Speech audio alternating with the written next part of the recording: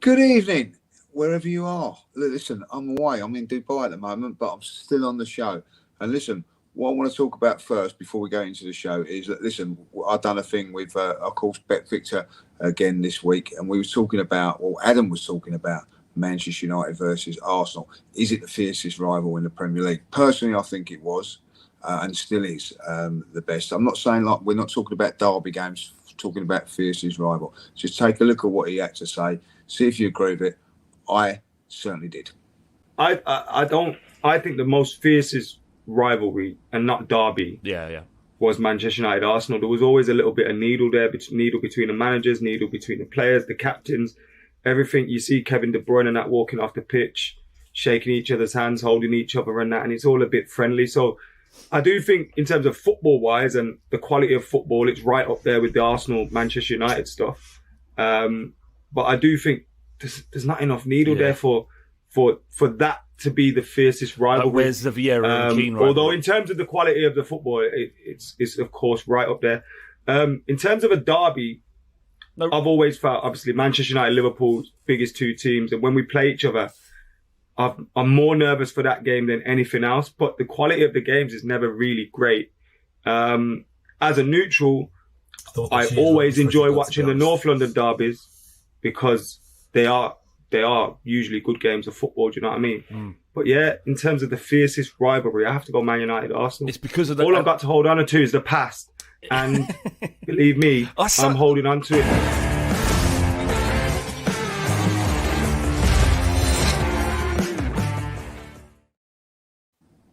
Good evening, everyone. Welcome back to Lee Judges TV. I am your host, Dan Potts, and I'm with Lee Judges. And I have to say, Lee Judges, looking at that clip, how did you manage to stand still for that long, mate? That was very impressive, mate. I'd say that. Listen, we had technical difficulties with my camera and whatever, like, so I had to just do I've got to say, I put a good photo up as well, so I'm quite pleased with it. Like, you looks lovely, mate. Do you know what else is lovely? Me and you are that connected. We've got exactly the same polo shirt on tonight, mate. Look, I mean, that is unreal, isn't it? Unbelievable, isn't it? Unbelievable. That's unreal, Mind you, I'm jealous because I wish I was in Dubai. First of all, mate, how you getting on over there, mate? You just got here, Dubai? It's fantastic over here. Like, just got over here this morning, and it's about just gone 12:30 at night over here now. So. But oh my God, over 100 degrees today it was, like, and guess what? I didn't have my hat with me because, like, we had to put the cases in the hotel because the hotel weren't ready, the room weren't ready, and I was a bit worried. But they let me get my hat, so I'm all right, like, you know what I mean. So. Oh, mate, you don't want to burn that bonds, mate. You don't want to burn that bonds. Oh no! I'll tell you what. There's two things you don't want to burn, and one of them's your head. I'll leave the other one to the imagination. Yeah, we won't say the other one. We'll wait a bit later until we can say what the other one is. Listen, guys, thank you all for joining us. We've got a bit of an announcement because we have got a very special event happening next Thursday, and we're going to put it up on screen now for you all. We have got an event which is a live audience event, and it is at the Hippodrome Casino in London. It's on the 21st of April, 7 o'clock until 9 o'clock. If you do want to come, please show your interest and express your interest in the comments section on the YouTube video below. We are going to have Lee Judges TV and the Highbury Squad linking up. We're going to have a 2-hour podcast shared by both of those platforms, and we're going to have guests Harry Simew from the Chronicles of Laguna and Tom Canton from Laguna Talk, and of course our good friend of the show and special guest, ex-Arsenal legend Kevin Campbell. If you would like to attend, as I say, please get yourself into the comment section after this video on the YouTube. It is an email only invite, so please express your interest and we'll make sure that we make contact with you and get you to the event. We're looking forward to it. All of the guys are, and Sophie, of course, and I think it'll be a good event, Lee. It's nice to do something face to face, mate.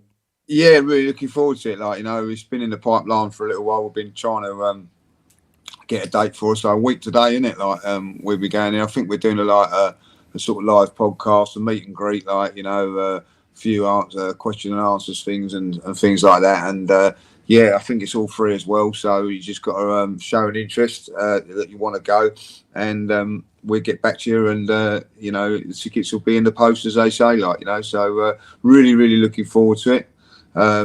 obviously Tom and Harry are turning up as well. Like, you know, Big Kev coming down from Manchester as well. So that's a really good thing. And of course, most importantly, Sophie as well, coming over from America. You know, I've never met Sophie in person. So really looking forward to that. Seeing her Thursday. She's at the Man United game as well. So, a really exciting week coming up, isn't it? I'm really looking forward to that. And the Hippodrome, Leicester Square. You can't beat that, mate. I'll tell you, like, you know. So bit of blackjack afterwards, Dan boy. I think, you know.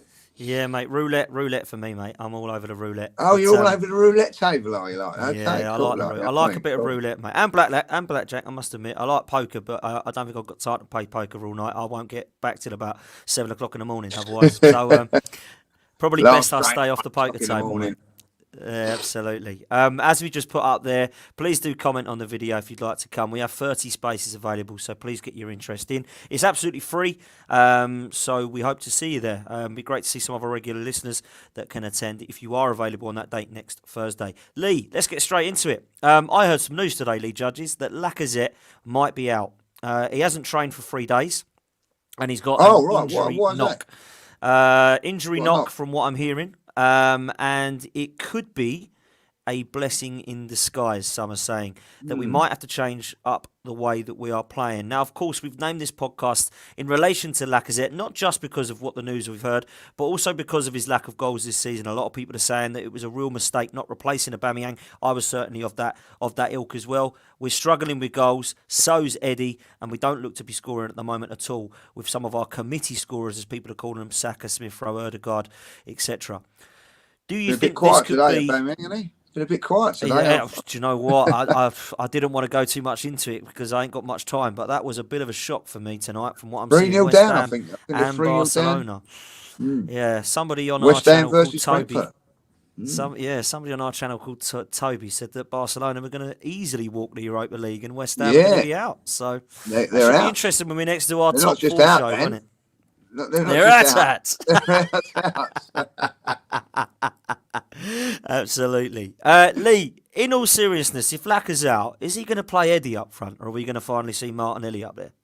I think he'll play Eddie. I really do. You know, listen, let's be really honest about this. We've criticised Arteta over the last week or so for not playing Tavares as the backup left back.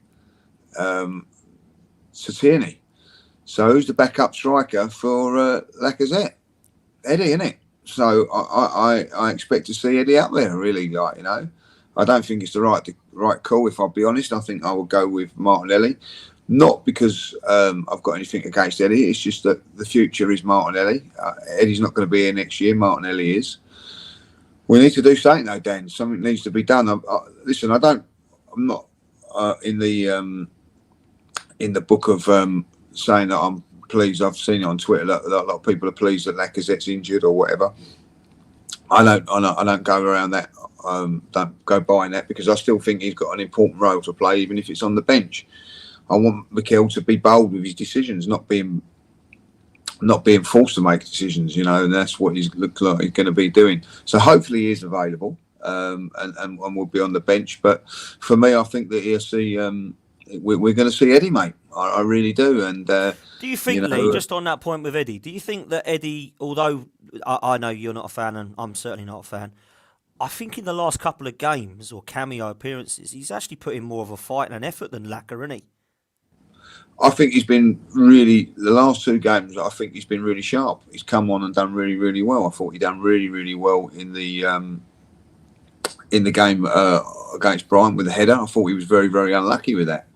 And I thought that he looked lively in both games. He can't do no more than what he's done in the last couple of games. But coming on as a substitute when it's, you know, like it has been in the last couple of games, is completely different to starting, as we all well know. So I'm not quite in the camp that he should be starting. But listen, you can't criticise Arteta for not playing Tavares and then not doing it with Eddie. You know, I don't know what's going to happen with Tavares. I don't know if we're going to talk about that as well at this moment in time. But for me, I would go Martinelli, and then I honestly would put Saka at left back for this game, and and that gets Pepe, your mate Pepe in the side as well, like, you know what I mean. So that's how I'd go with it. But I've got a feeling that Eddie's going to start, yeah. And listen, if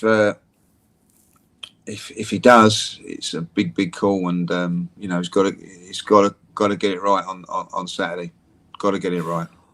What's your thoughts of our opponents? Because we haven't got a Southampton fan tonight, unfortunately, because the one we were using is on his holidays. Not as much commitment as you, Lee, because you've still No, shame on him. But shame on him. He isn't about tonight, and we are being joined by Graham Brooks very soon. But I wanted to get your thoughts on the opponents, Lee, because they've got absolutely battered by Chelsea 6-0. Now I can tell you one thing for sure: we are not going to beat them 6-0. That's a definite. No. But they're definitely a team that are low on confidence. But in a way, they're a team that are pretty much safe and on the beach, so to speak. They're not going to go down. They're definitely not going to win a cup. They're not going to go into Europe. So they're just kind of just seeing their season out. So in a way, this isn't a bad opponent to have. But on the other hand, Lee, they're no game's easy. And also, they're a team that can cause some problems, particularly away from home. So what's your thoughts on Southampton? Listen, my thoughts on Southampton form goes out the window. Look at Brighton last week: 7 games without a win, 7 games without a goal. Come and beat us at the Emirates. So, if I'll be honest, Southampton have been on a poor run since they actually done us a favour by beating Spurs. They had a great result against Spurs. Since that result, they've sort of dipped in form. So they'll be looking to get a big win. Just got smashed by Chelsea, of course. Different team now, you know, with Chelsea, because their forward comes back into the equation where he wasn't playing last week. So he's going to cause us a few problems. I quite like him. Rojon, is his name, or Rojon? I don't know what his name is. Brojan. Like him. For a young kid, a very, very good player. Obviously couldn't play last week, but he can play this week. So I think it'd be a very, very difficult game for us, Dan. I really do. I've got no confidence, I'll be honest, going into any game at this moment in time, because the last 2 games have drained me of all the confidence. If you can't beat Brighton 7 games without a win, 7 games without a goal, and you can't beat them, you can't really have any justification to say, yes, you're going to go and beat Southampton, only like hope that you can. Listen, if we don't beat them, it's good night as far as the top 4 is concerned. A lot of people I know are saying that it's good night as it is at the moment. But my motto is that while you've still got a chance, you've still got to keep fighting in there, like, you know, because anything can happen in the Premier League. Injuries can happen. So I think that at the end of the day, we've just got to win this game. Anything but a win, and then it's all over. But I don't think it'd be an easy game. I think Southampton are a decent side. I don't know if you've ever been to St Mary's, but it's one of those grounds. I will be there on Saturday. Yeah, you're going Saturday, like, yeah. It's one of those games. It's one of those grounds. Even though it's a new ground, it's not a great place to go to. It's difficult. So it's going to be a real tough game. I could say, like, the Dell was always difficult as well, like, you know. But it just seems like it's. I don't know. You tell me what you think after Saturday. You know, I've been there a few times on some good results and some bad results, if I'll be honest. So it's not one of my favourite grounds to go to. So we're going to be difficult. It's going to be a difficult game. How do you see it going? I'm nervous, mate, if I'm honest. I'm nervous because of the performance at Brighton. The thing I'm nervous about the mostly, I've got to say this, the thing I'm nervous about the most is our manager picking the team. Because if I see Xhaka at left back again, then we're going to have serious worries, mate. We're going to have serious worries. You know, if I said to you now, we've got Eddie up front, Xhaka at left back, you know, you're not going to go into the game with any confidence, are you? And that's my biggest worry, mate. That is my biggest worry at the weekend. I'll tell you, if that does happen, I'm going on the pina coladas. I'll tell you that now, like, you know, I mean, I'm not going to watch the game. I mean, if I'm going to have a look at the team sheet, and if that is the case, then you know, you might as well just go and get yourself drunk and not worry about it, because it's not going to happen. I don't know who he's going to play at left back then, because, you know, if I'll be honest, if you can't trust Tavares at home against a team that's not won 7 games and not scored, how can you put the kid back in against Southampton, Southampton away, Chelsea away, Manchester United at home? You know, he needed to play him in that game against Brighton. It's a ridiculous decision, and one that really does. I think put a lot of doubts for me about Mikel Arteta. I really do. I just think it was horrendous. Well, let me ask you this then. Horrendous one. Who do you think, we'll both have a go at this, who do you think will be our left back? Because I'm going to say this now, I think it will be Granit Xhaka. I think it will. Who are you going for at left back? I'm going for I think he'll go. I think he's got 3 options, and he's only got 3 options in my book. He brings Ben White in at right back, puts Cedric at left back, brings in Holding if he wants to go for back 4. I think otherwise he brings Saka in at left back, who we know has done very, very well in there. Saka's not scoring at the moment and really not contributing too much in far as was goals. If he was scoring, I'll be a little bit more hesitant about that. Or he goes back 3, and then I think he'd play Saka as that wing back on the left hand side. If it was me, as I said earlier on, I would go with Saka at the back, at left back. I know people are going to say, "Oh well, you say that don't put square pegs in round holes and players that." He's played left back before and been very, very impressive in left back for us. And it also opens up the front for Pepe as well, like to get a little bit of a run as well. Like that's what I would do. But if I see Granit Xhaka at the back, and listen, nothing against Granit Xhaka playing left back. I thought we'd done okay at left back. But what you're doing is taking him completely out of the midfield. You know, we can't do that. You know, we've got to play Xhaka and Lacazette in there as a 2, and Odegaard, because don't forget with playing Xhaka where he done, it also put Odegaard back into a midfield place, and what it done was it disrupted his performances as well. You know what I mean? And then on top of that, Smith Rowe has been doing much better out as a wide player. So it baffles me why he done it. If he does it again and we lose, then oh dear, I just don't. I don't really see where we're going with this team and manager if that was to happen. Yeah, I'm really worried. Let me bring some of these comments up because these are very relevant for what we're talking about here. Rich Butler from Over and Over and Over Again podcast has said if Arteta plays Xhaka at left back again on Saturday, then he should be sacked as soon as he hands in the team sheet. A lot of people are saying please do not play Granit Xhaka at left back. And Shane Tanya has made a great. No, absolutely. And Shane Tanya's made a great point here.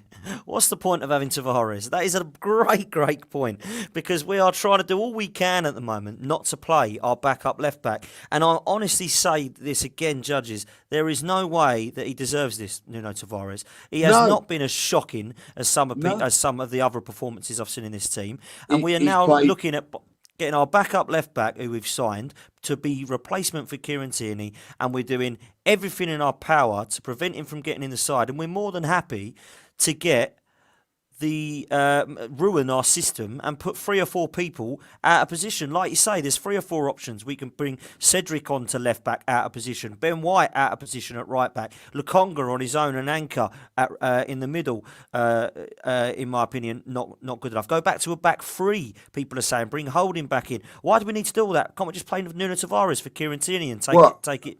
Dan, if he plays Tavares now, I think he deserves to be sacked as well. How can you play Tavares after not playing him against Brighton at home? How can you do that to the kid? I just think that it's just a horrendous decision. At the end of the day, listen, he's played 2 bad games against Nottingham Forest and Crystal Palace. Hauled off after 25 minutes in the game against Nottingham Forest and hauled off at 45 minutes on the game against Palace. And he was the only player. The whole team was poor against Nottingham Forest, and the whole team was poor against Crystal Palace. So, you know, and I watched the game against Brighton, which he wasn't involved in. I see a poor performance first half. It was absolutely shambolic, if I'll be honest. Poor performance. Did he make a change? Did he change things around? Did he? No, not ruthless at all. There was he, but he's ruthless with his kid. So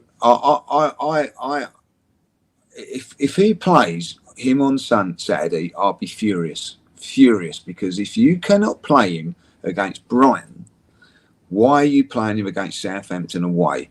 You set the team up to fail on Saturday for reasons that baffle me. Why would you do it? Why would you then go and change it again? I don't think Tavares will play for Arsenal again this season.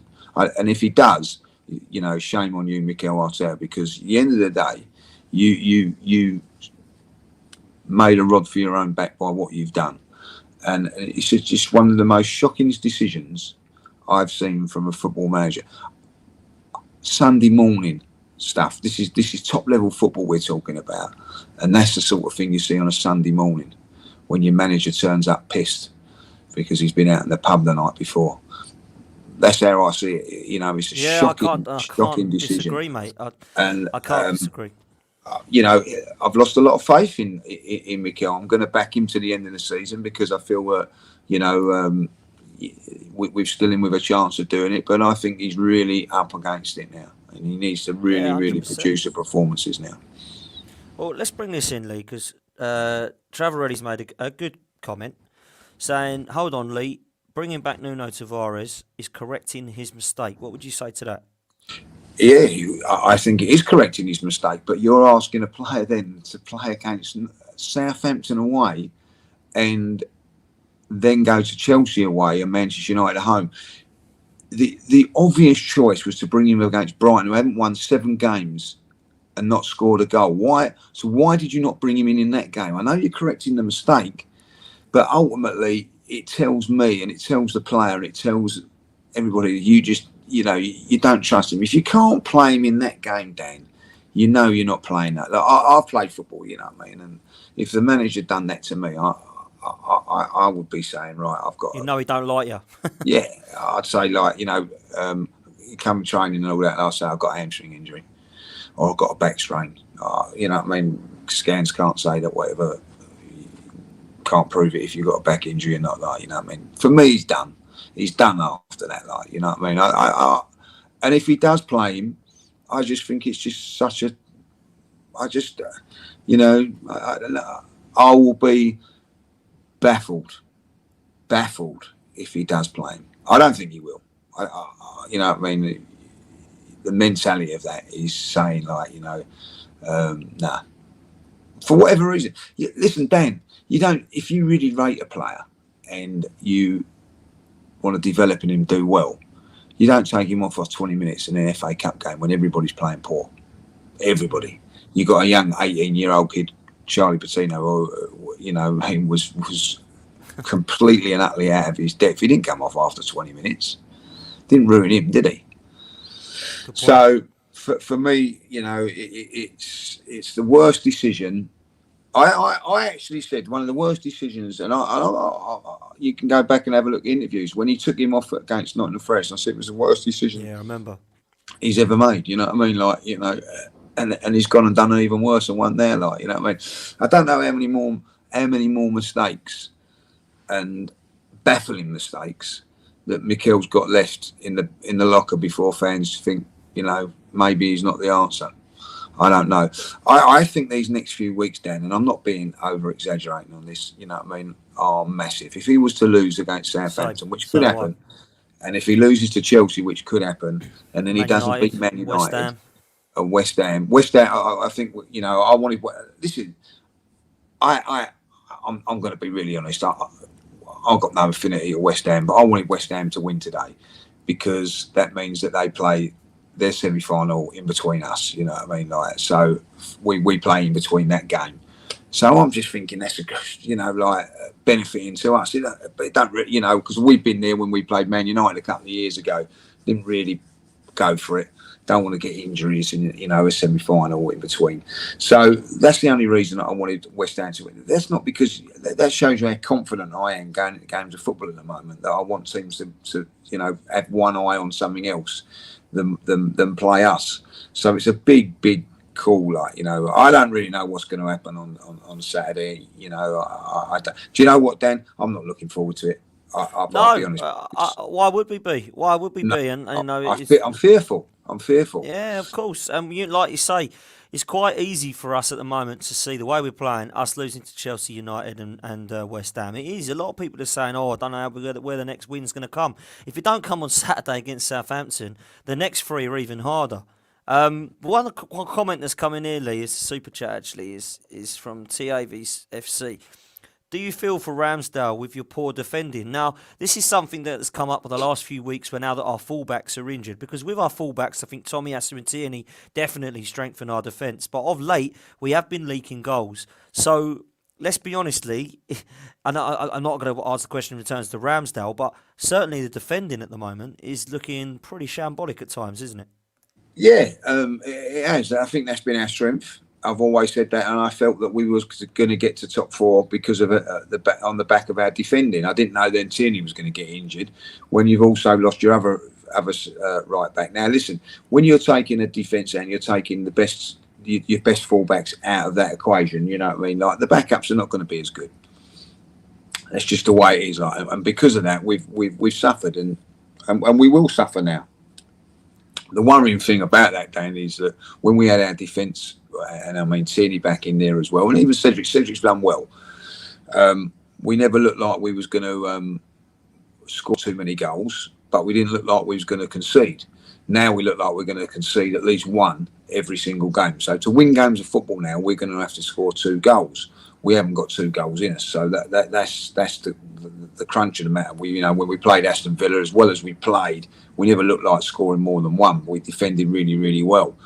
Now we've got shakiness in the defence, and I think that maybe that's affecting Ramsdale a little bit because I don't think he's been quite as good as he has been at the beginning of the season. I don't know if that little injury is not helping him or whatever like that, but ultimately we are going to concede goals now. How many? I don't know. You know what I mean? Like how can I say this? Like 3 or 4 weeks ago, I think another clean sheet. We're getting clean sheets all the time. I was predicting 2-0, 1-0 wins. I would never predict Arsenal now to get a clean sheet to the end of the season, unless they sort out this back 4 or back 3 or whatever they're going to go to. So, and I think the defence is now unstable. Gabriel, look at poor performances in the last set. Why? Because he hasn't got his left back there in his performances. Ben White has done okay, but Cedric has been pretty decent for us. But ultimately, he's still no Tommy Asu, is he? You know what I mean? So we've been struggling, Dan. We've been struggling.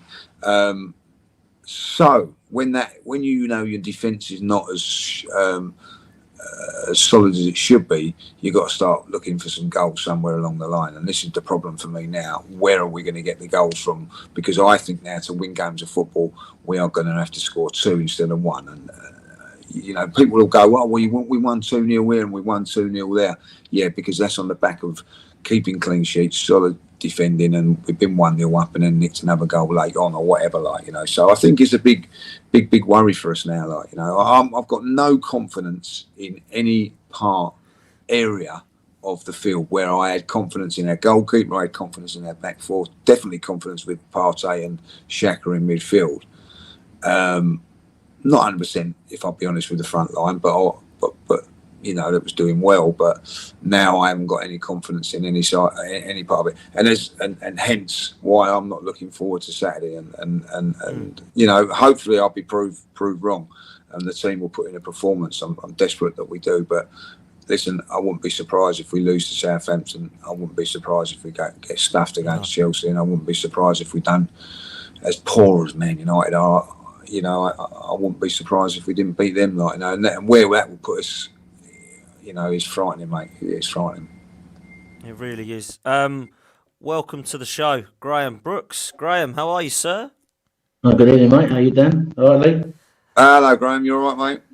Nice to see you both. Just got in from work, literally, just sort of spun in, put a t-shirt on and rushed in. Work? So. What's that?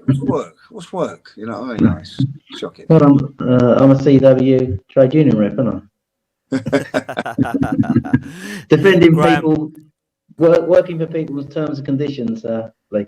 You know. Well, you might be working on Mikel Arteta in the next couple of weeks. Well, I think you might be. Graham, just want to get your thoughts. Me and Lee have been talking about the fact that Arsenal at the moment have got problems pretty much across the board. We've got problems at the back, we've got problems at fullback, we've got problems in attack, and we've got problems in midfield. The injuries to Thomas Partey and Kieran Tierney has been a cause for concern, but Mikel Arteta's tactics at the weekend were a shambles in my opinion. Playing Granit Xhaka at left back, I saw you and James on the Tactical Insight show, baffled as we all were that he went with Granit Xhaka, and we just want to get your opinion, Graham, on what you think he's going to do on Saturday, because I have a nasty feeling that we're going to see Granit Xhaka at left back again, and he seems that stubborn manager, Mikel, that he's going to try and make it work. And Lee thinks that Bukayo Saka might go back there. A lot of people in the chat say, why have we got Nuno Tavares? Just play him. So I'd love to get your thoughts on what you think the team lineup's going to be, mate. I've got to be honest with you, I don't know what he's going to do. And do you know what? Over the last few weeks, as James said in the show we did, and all the regulars at AFTV have said, they've always known pretty much roughly what he's going to do week in, week out. But I think this weekend, I've got this funny feeling that he's going to play Xhaka at left back again. I just honestly think he's going to do that. I think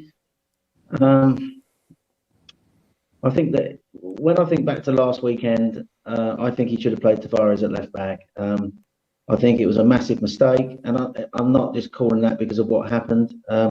Had he had Tomiyasu fit, there was an argument that he could play Tomiyasu at right back and maybe move Cedric to left back. Maybe he could do that.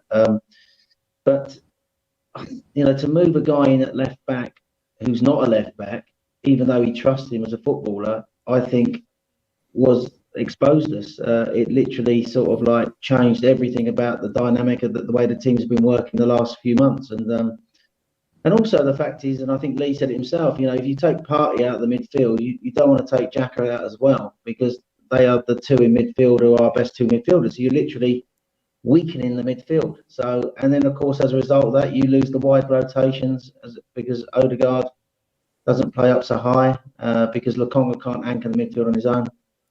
I think I would have gone last week, and I did say if Tomiyasu wasn't fit, keep with Tavares, keep faith in him. He is the backup, and he's had two poor games, admittedly, but he is the backup. And don't weaken the team elsewhere.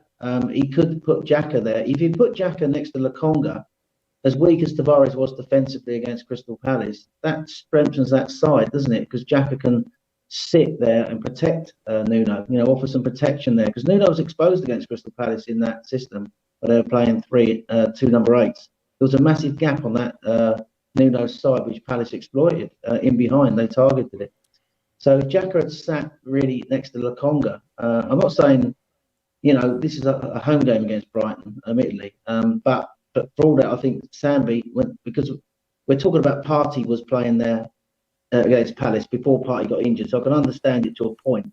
Partey was there in the lone pivot role, but it's taken Partey a while to work out how to play that so well this season. To put Lokonga in there as an anchor, I think was a massive ask of Lokonga. And I think what he did was, because he put Lokonga there, he didn't want to trust Tavares as well. He didn't want to play two there. And I think it's easy to hook a left back and put Xhaka there who he trusts as a footballer. It didn't work last year. I thought that the problem you had with it was not just defensively. You saw it in the goal. We conceded the first goal because the way Xhaka got exposed up high, sort of the whole back line. You put someone there when the same. I know Lee always says actually play the same defenders week in, week out, because basically you get a structure there and people understand how to play the high line, when to come out, and all the rest of it. But Xhaka abandoned his position. They got in behind. But the thing with Xhaka is he can't go up high and offer something on the left-hand side for Martinelli, can he, on the outside, whereas Tavares could.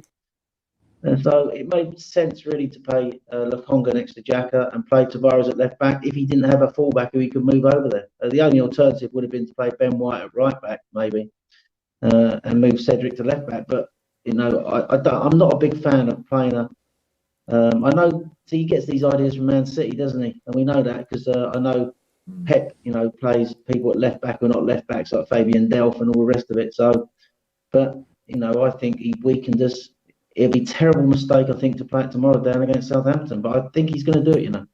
Yeah, I've got a really bad feeling that he is going to do that, and I think that weakens a lot of areas on the pitch. Something I want to bring up next, boys, is something that's been going on at the chat at the moment, one of which is a super chat, but I'm going to put a couple up first. We're struggling for goals. Lacazette might be injured. Graham, I don't know if you've heard that, but Lacazette may be injured. He's not trained for the last 2 days. A lot of people are wondering if Eddie will play and won't start the show. Me and Lee were discussing that. But one player that we have got to utilise, and I'm going to bring it up again, he's not my favourite player before Lee's jumps down my throat. But he is a player that does give us goals, and his numbers are good. Caps has rightly said that Pepe, he played so well at the back end of last season, scored 16 goals in total. But the super chat says, why is Arteta unforgiving to Pepe but not to others? Lee, let's put this to you. I know me and you have a little bit of a disagreement about Pepe, how good he might be, but I do stand by it. I do think the numbers are there to see. It might not be that he's the best player and deserves a start, but when we're struggling for goals, I don't think it's a bad option, Lee. I really don't. No, I've said that. I've always said he's a good goal scorer for us. I do think that, and I think it's time. I said it this week, and I'll say it again. It's Pepe time. It's time to bring him back now. I do think that, you're leaving out a player that has got goals in him for whatever reason. I don't know why. Listen, when I say I'm not his favourite fan, the reason I'm not is because I think he's so talented, but he doesn't fulfil his talent. And I bet there's been so many bloody Arsenal players like that over the last few years. You know what I mean? But I think he's got a talent. I think he's a very, very good player, but he doesn't fulfil it. He needs to fulfil it now, really, to save his career and his Arsenal career, because I don't really know where he's going to go after this if he doesn't. You know what I mean? He shouldn't be a backup in a squad player in a team that's battling Europa League. You know what I mean? He's better than that, so he needs to perform now. And I think it's time to bring him in. I've always said this, and I'll repeat it again. Mikel Arteta does not trust him and rate him. Had a fantastic season, the back end of the FA Cup win and semi-final. I thought he was fantastic in those games. What was his reward? Willian being signed and replacing him. He's never been given the real opportunity to go in. Last season, I remember going to Crystal. We didn't go to the game at Crystal Palace. We was, he was brilliant. Scored a goal. We won 3-1 there. It is time for Pepe now. That's why I would put Saka at left back, giving him the opportunity. I think he deserves it. He deserves a go, especially when players up front have not been doing the business. There was a time when Pepe wasn't getting in the team, when Saka was scoring, Smith Rowe was scoring, we was winning. Fair comment. In that December time when we were scoring goals after goals. And I turned around and said, yeah, bring Pepe back, but who are you going to leave out? The fact of the matter is now it's changed. We've gone 4 games, 3 games out of 4 without scoring. We're not scoring, so it's time for a change. It's time to bring him in, and it's time to change things up front. So that was my only reason about not bringing Pepe in.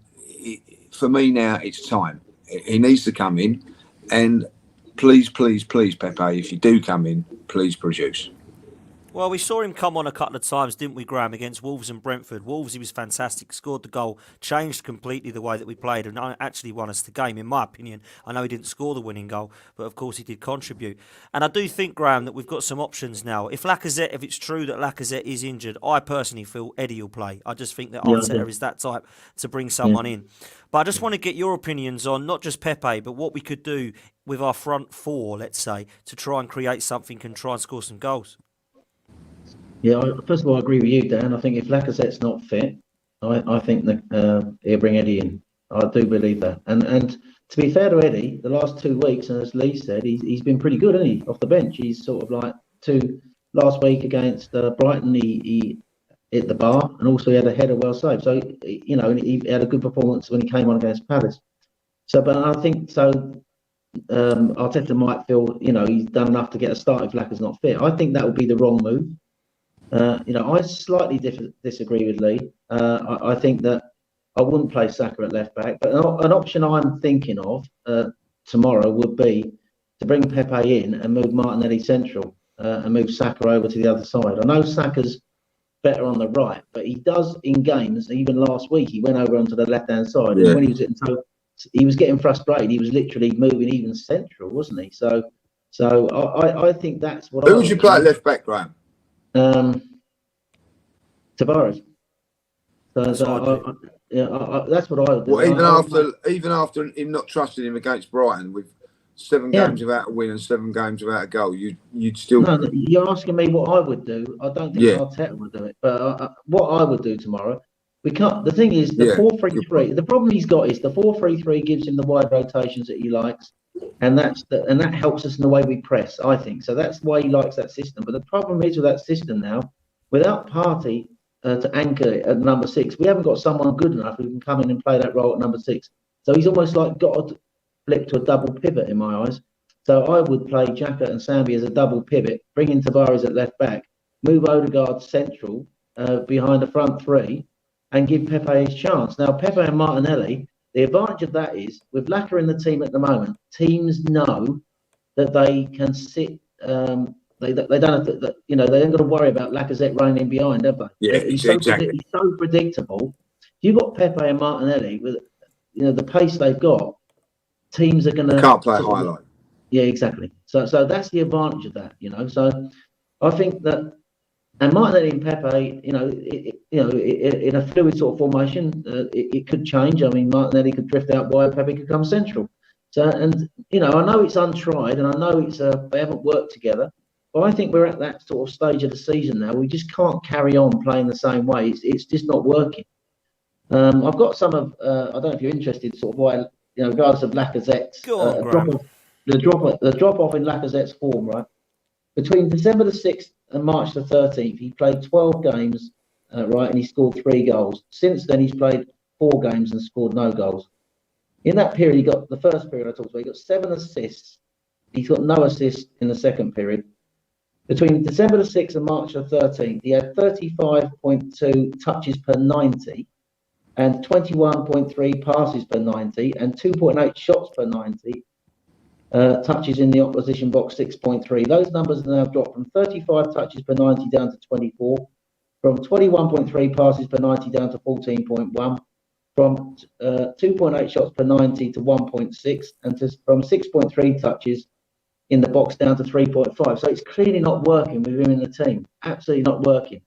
I mean, he's had something like four open play shots on target in 1,000 minutes of Premier League football.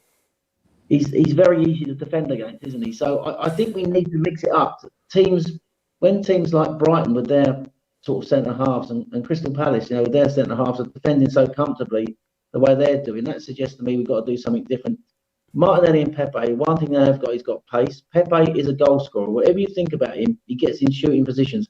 I can't see why he can't sort of like come in off that right hand side and get some shots away with his left foot. And also sort of like with him and Martinelli with pace, we need to change the way we play instead of sort of like, we need to sort of like, I think, build up slightly different and try and get them in behind and play to their strengths. But I don't think he'll do it. But that is an option, isn't it? A front 3 for me of Pepe, Martinelli and Saka.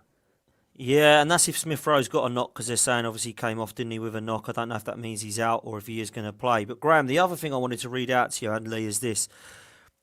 Timo Pukki has scored 8 goals this season. He plays for Norwich, who are rock bottom. Josh King has scored 5 goals this season. He plays for Watford, who are second bottom. Jay Rodriguez has scored 3 goals this season. He plays for Burnley. And Dominic Calvert-Lewin, who's been injured for most of the season, has scored 3 goals.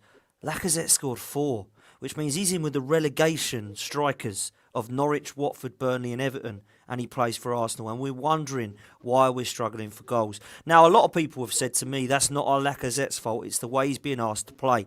The style of play from Arteta at the moment is the tip of that diamond. He's not allowed to get in the box because he's the one that builds up the play. And I would say fair comment to some of that.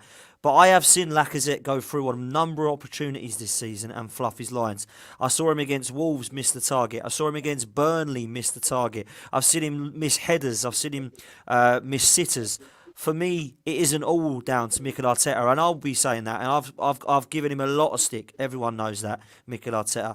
You can't blame the manager for the striker missing sitters. You can't do that. You can blame the manager for style of play. You can't blame the manager for putting Lacazette nowhere near the box, but you can't blame Lacazette for fluffing his lines. So when he has had the opportunity to double his tally this season and get towards 10 goals, he's fluffed his lines. So we definitely need to start to do something else. I'm going to show you what I would go with this, and then this is not going to happen. This is. I think we do know that Mikel Arteta is not going to do this, but I'm going to put up on the screen what I think I would do, and ask for your opinions on it, because I personally feel like this is the way that we should go. And I know that we've got some injuries, and it might not be that this is the case, but I do think that this is something that we could look at. Obviously, Ramsdale's going to be in goal. We believe Cedric's going to be right back. Ben White and Gabriel will partner at the back. I would go with Nuno Tavares. And the reason I go with Nuno Tavares, forget what happened at Brighton, forget what happened at Palace, forget what happened at Nottingham Forest. He's our backup left back. You signed him. You're the coach. You're great at young players and coaching them, apparently. You're a young coach yourself, and apparently that's what you're supposed to be good at. So coach him. Granit Xhaka alongside Lokonga in midfield. Don't like Granit Xhaka, but he has to be in there because he's on the best that we've got without Thomas Partey. Then I'd go back to a 4-2-3-1 and have Ødegaard playing in that number 10, and then have Smith Rowe if he's fit, and Saka, and then have Martinelli through the middle. Now, Pepe can come into the mix, of course, from the bench, or he might start if Smith Rowe's not available. You might want to go back to the formation that actually was playing quite well and have Martinelli as more, and have Ødegaard and Xhaka playing as the two attacking eights and Lokonga. But I think that would be what I'd probably go for against Southampton. But of course, I believe Eddie Nketiah will probably be up front and Granit Xhaka will be at left back. Lee, let's come to you. That is the team that should have played against Brighton. Yeah. Exactly that team. Is the team that should have played against Brighton, but it didn't. I've got no complaints with that whatsoever. I just think that if you don't play Tavares, I keep going and repeating it, against Brighton, how can you go and say, right, you can go in and now play? And I agree with that. Tougher game. And then you've got to go to Chelsea, which is a tougher game. So I don't think that he'll do that. I think that he may change it. Somebody said to me yesterday, which is a good point, maybe put Gabriel out there and bring in Holding is an option. That's better. That's a better option than putting Xhaka out there, in my opinion. Yeah, I agree. But, that would be my team. That would be the way it goes. The Martinelli going up front is just, it's a no-brainer as far as I'm concerned. I watched him on Saturday. Sometimes on that wide position, he's limited because he can't go out left. Because if he goes out left, he goes out off the pitch. So I would put him in the middle where he can just go left and he can go right. There was lots of times on Saturday.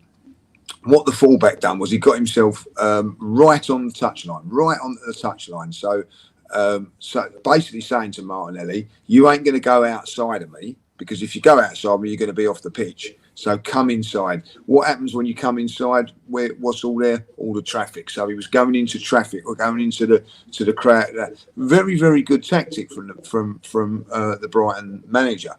And it is one way to nullify Martinelli, like just keep showing him inside all the time. But if he's in the middle, you can't sort of shut that option off. He can go left and he can go right. And to be honest, he can go left and he can go right. I just think it's now time that the manager has to shake it up. If he doesn't shake his balls up, you know what I mean, pardon the front, if he doesn't shake his balls up, we are in trouble. It's as simple as that. He's got to shake them, and he's got to, hopefully it will work. I've got no faith that he will do that, though. As we've all said, all three of us here have said that he'll probably play Eddie. If he plays Eddie, if I'm a manager now after watching the game against Brighton, I think, well, how can you beat Arsenal? How can you stop Martinelli playing? I'll tell you what I do is the right back stays on the touchline, bring him inside all the time. And I think that that's what they do. I mean, teams I think somebody said the other day, why are Arsenal not scoring so many goals? And I think it was Russ said it. Our mate Oggy said it, that because they've sussed it. It could be the case. It could be the case. And, listen, Graham, I mean, I want to get your thoughts on what you think of that team, because I think me and you are on the same page in certain positions there. And the second thing is, do you think that do you have the confidence that we can get this system right now to the end of the season without Partey and Tierney? Because we've got to try something, mate. It's just looking pretty bleak at the moment. Well, first of all, I like that 11, Dan. I think me and you are on the same page. That is the 11. I think I would probably even prefer to my 11. We were talking about getting Pepe in the team, so I've sort of found a way to get him in the team. But that will be my 11. And what Lee likes as well. The reason why I like that 11 is for two reasons. One is that you maintain the wide rotations on the right. You've still got Odegaard working with Saka, which is our best combination over the last few months, up high, and Cedric can join them up there. So that keeps that in place. And the other thing is, we talk about Xhaka as not a left back, but for many years, so many months, or the last couple of years under Arteta, he's literally dropped across to cover the left back going high. So why can't he do that? He's not actually back as a left back. When we're attacking, he's just sitting there holding his position, covering the space, and allowing Tavares to do what he's good at, to go high and get on the outside of Smith Rowe. Smith Rowe likes to come inside. So there's a bit of a combination there. And then Martinelli can sort of like come across the pitch, can't he, and sort of make runs off defenders. So that gives us, I think, more openings to create sort of... more chance to create openings to move people around. At the moment, we're just too easy to defend against, and I just don't think Lacazette at the moment is offering nothing. And I don't think Eddie, as reasonable as he's been when he's come off the bench, he hasn't scored a goal this season, has he? He hasn't scored. You'll correct me if I'm wrong, Dan, but I don't think he has. No. So I think the issue we've got is goals. We've seen it. On the AFTV Tactical Insight Show, we put it up there. This season, under Arteta, we've only scored 45 goals. We're on course for our worst season in goals in a Premier League season for over 5 years. All right, and so that is extremely worrying. Whether Martinelli can add that something down the middle, we won't know until we try it. And he has done it in the past, albeit in the Europa League. So I would go with that. I like that 11. What's the second question, Dan? Sorry. How do you think we can get a system working to the end of the season now? Well, as I say, he likes the 4-3-3. He likes the two number 8s up high. I just think without Partey there, I think we've got to move back to the 4-2-3-1. That is the system that I would go for. Sort of the double pivot in midfield. Odegaard perhaps more central, but he can still drift out to the right, depending on how we build up. But I just think we've got to change the system slightly and look to sort of like change the way we play, because at the end of the day, managers are looking at Arsenal now. We're playing the same way, aren't we? So they know what to expect. Defenders know what to expect. I just think we need to freshen it up. And that's the only way.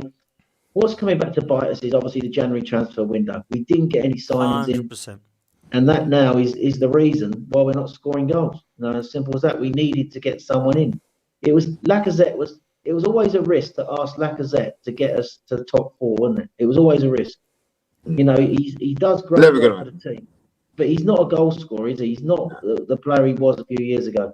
So that's and I'm not blaming Lacazette because he's unselfish. He's done a lot of good, but I just think he's tired. I just think he's knackered. I just don't think he's fit to be able to carry that role week in, week out now at his age. And I just think we need to freshen it up. So I think that's a great point, Graham. Just quickly getting onto that, I think that Lacazette has not done the business for us, but everybody still likes him, and because he's willing to work, he's sacrificing for the team and all that. And listen, I've got a lot of admiration for him, but ultimately he's just not doing the business. And for me, as much as I like him as an individual and whatever, the team comes first. Yeah, 100% it does. Lee, if we don't win on Saturday, is top 4 done? Yes. Why do you think that? Because we've got too many times. Look, listen, if you can't beat Crystal Palace away from home, you can't beat Southampton away from home.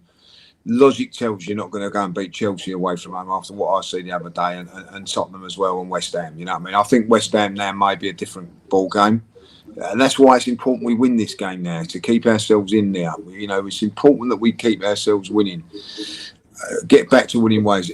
What we've got to do is just keep the pressure on Tottenham, and hopefully they explode. But if you lose to Southampton, the pressure on Tottenham going into games, because they beat Brighton comfortably. Then the next game that they play, I think is it Brentford? I don't know who Tottenham have got. If I'll be honest, I'm not really. They got Brighton, they got Brentford, and they got Leicester. That's the next so if you go into you've got if you're not winning if you're not beating Southampton, they're going into those games with no pressure.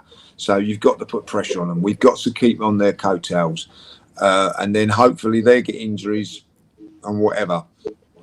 And somewhere we have got to do a madness. What they've done, listen, Tottenham were 4 games lost 4 games on the spin and then went to Man City. Everybody thought it was going to be 5 games on the spin, and they went and produced madness and got a result against Man City. We have got to do the same now. We've got to go and beat Southampton, which is going to be difficult. And then I'm afraid, boys, if we're going to get back into to the top 4 race, we have to beat Chelsea. It's as simple as that. Not an easy task. Yep. And that is where we are. That's where we are. We are now. If we don't beat Southampton, you can forget about it because we're done. Stick a fork in us, we're done. Graham, I think top 4 it is pretty much gone anyway, in my opinion. I know people might say that's negative, but I really do. I don't think we're playing well enough, and the injuries have cost us, and we didn't do enough in January. So I think that's why. But Graham, do you have the confidence that even if we do go on an amazing run now, that Spurs will drop enough points for us to open a gap to allow our top 4 to be secured by Arsenal? Or do you think that it's probably Spurs who are in the driving seat now? Well, I think Spurs are in the driving seat, obviously.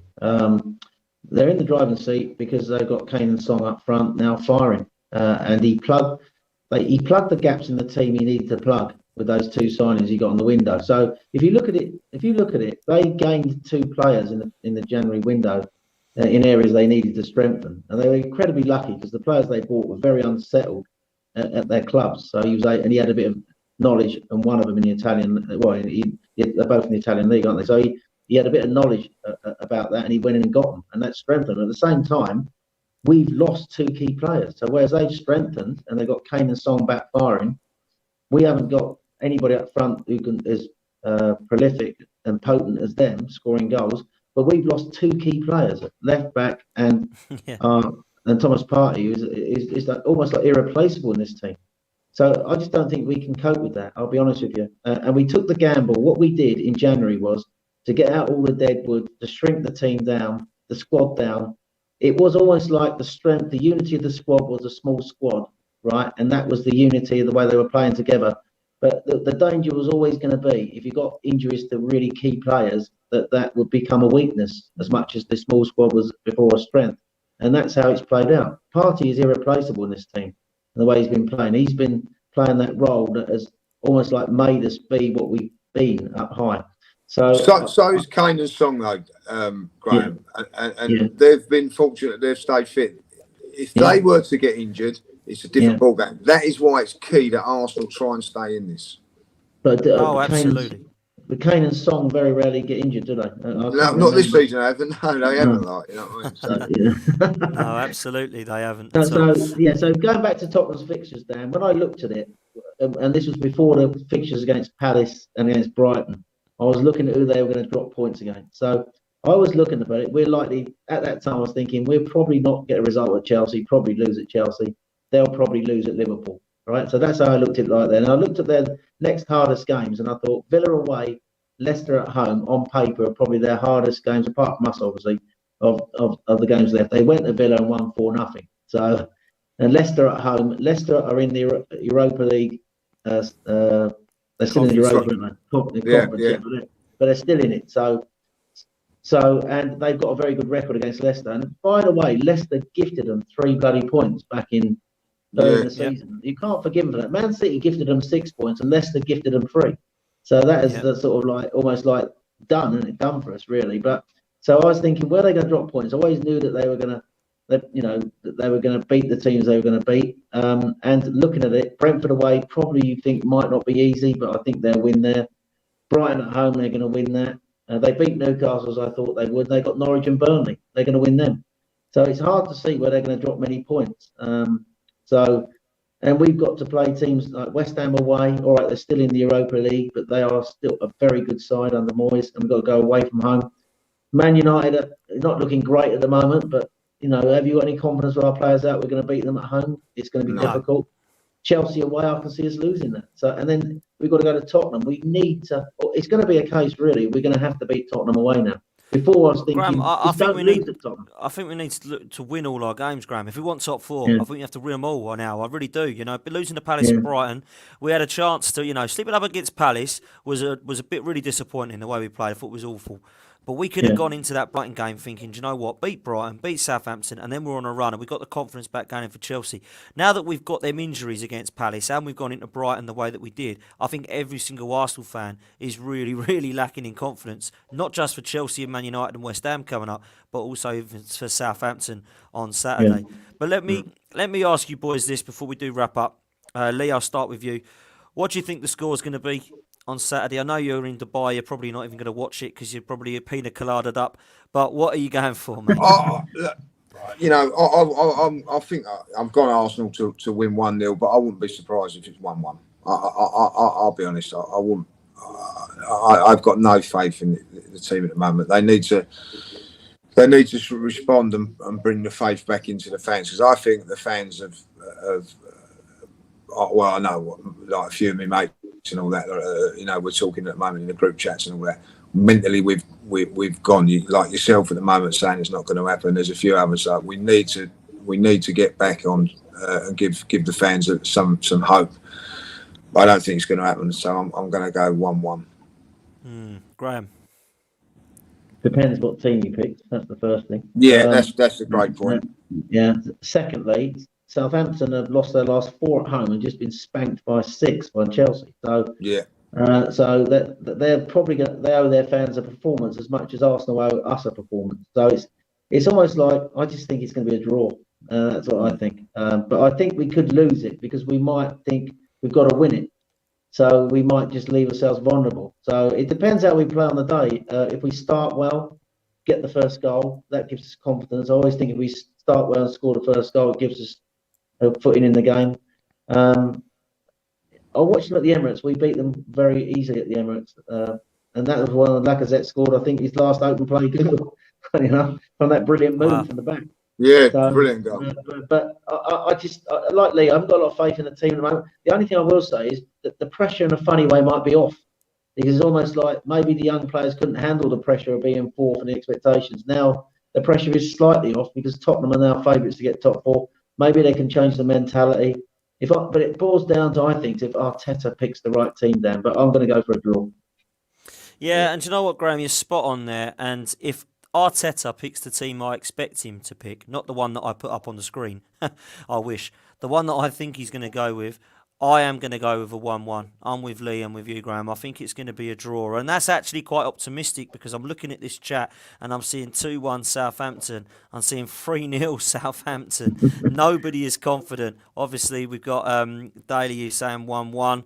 I do feel like it's going to be a really difficult one. I really do. And I don't feel like we should go into this game expecting 3 points because we could be in a lot of trouble. And I do feel if we don't get 3 points, it's over. And I know people will say, no, it's not mathematically, but I just think the dream's over. I really don't think we're going to get Do you know what, Dan? I think we should stop looking up at the moment. We need to start looking down.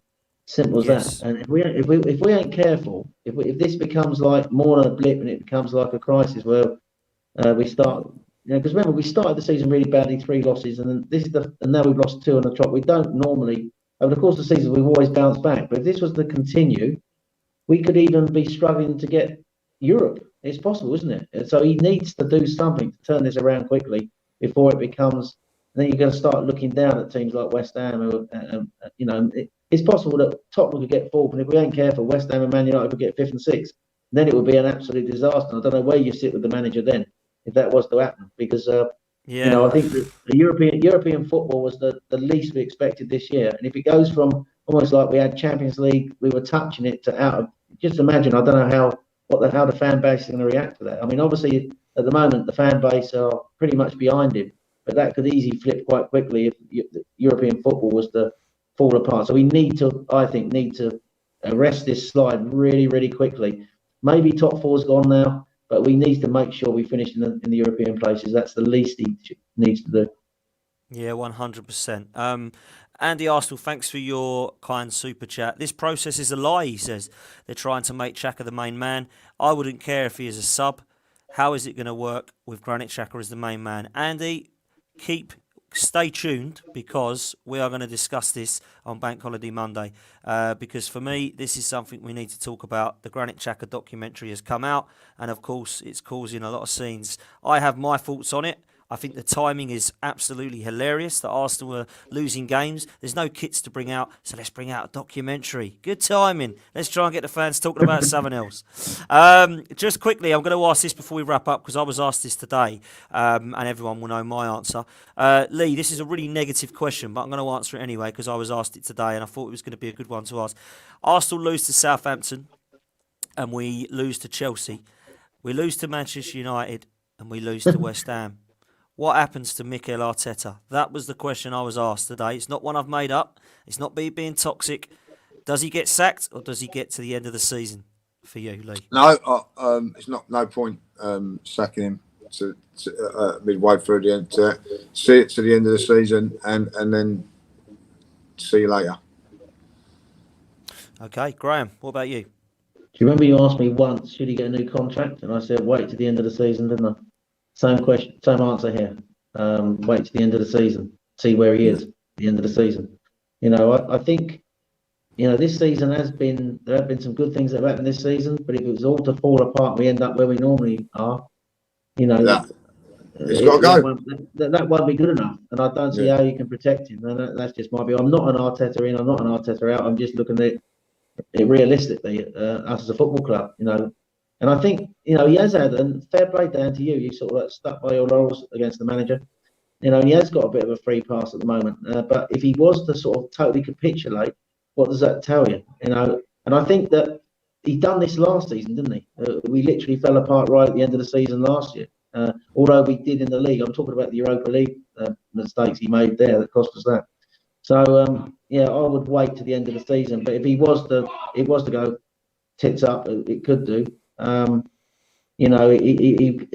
don't think they'll get rid of him though. I just think the hierarchy seems to love him, but I don't see how you can keep supporting a manager if he's not delivering results. And we are Arsenal Football Club. We don't know divine right to win trophies, but I do think we expect better than 8th place every year. And I think if he gets European football, I think at least it's an improvement. But if he was to capitulate, like you say, that debate would become more intense, I think, about his future. Yeah, I totally agree. I absolutely agree, 100%. Guys, thank you all so much for listening in the chat. Before we go, please remember, next Thursday night, we have an event, a live event, a face-to-face event, an audience with. We're doing a live podcast at the Hippodrome Casino, 7 o'clock till 9 o'clock, 21st of April. It'll be myself and Lee as part of Lee Judges TV. It'll be Sophie and Kevin Campbell, Super Kevin Campbell from the Highbury squad, and we'll have Harry from the Chronicles of a Gooner and, of course, Tom from the Gooner Talk. If you are...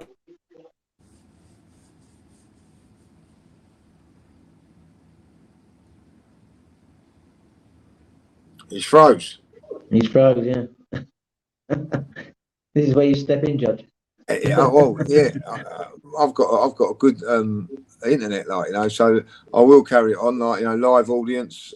So get your request in. It's free. You don't have to pay. All you got to do is just say that you want to attend, and we'll get back to you. As I said, we're probably doing a bit of a Q&A as well. Obviously, as we said, Dan and myself will be there. Be great to see Sophie there as well. So it will be a very, very good event. And get yourself down there. Leicester Square, the Hippodrome. Have a little bit of a flutter on the old tables afterwards as well if you want. That's your prerogative if you want to. But it'll be a very, very good night. 7 o'clock till 9 o'clock. Be there. I just fancied having a bit of a break there. I just fancied a bit no worries. I thought I'd done really well and recovered it. You did. You recovered it well, mate. My Wi-Fi went for whatever reason. So thank you for that, judges.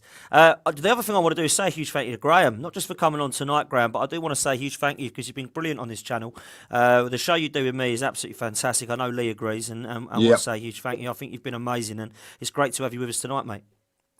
Yeah, I love coming on the channel. I love you guys to death, that, and a lot of admiration and respect for you, two great Arsenal men. And I'm always available to do that work with you, Dan. But funny enough, I came on tonight talking about my role as a union rep. I've got to go away to conference. I get a conference once a year at Bournemouth, so I will be away. I think it's actually the week of the Man United game, unfortunately, so I won't be available.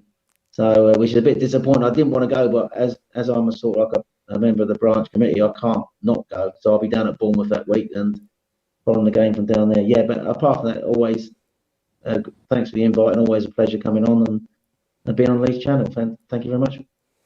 Thank you, Graham. Absolute top man. Guys, it's been a pleasure. Thank you all so much for your interaction. Thank you all for your super chats. We'll be back on a bank holiday Monday, and we will see you then. Hopefully at that stage, Arsenal will have surprised us all and got a 3 points at St Mary's. Until then, we'll see you next time, and up the Arsenal, guys. Take care.